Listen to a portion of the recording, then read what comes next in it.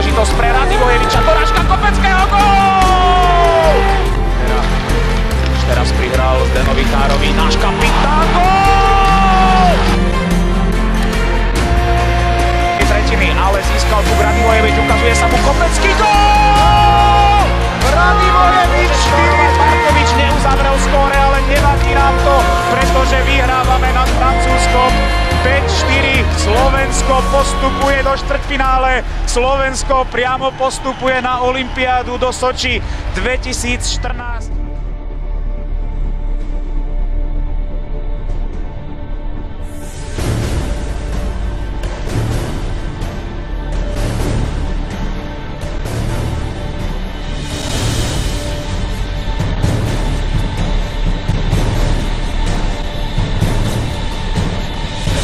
Určite z nášho týmu to najlepšie, ale príležitosti Radivojevič, gól!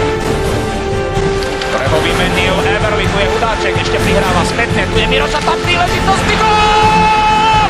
Gól! Nikeclav ten uchmatol, tlačí sa pred bránku a je znížené. Ešte kanadská príležitosť, Skinner vyrovnal na 2-2. Ešte dorážka a Kanada vedie 3-2, Alexander Burrows.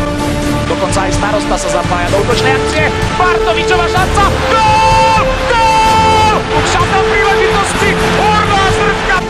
Po skvelej fazóne nadviazal, napezoval na skvelé výkony z popradu. Gól!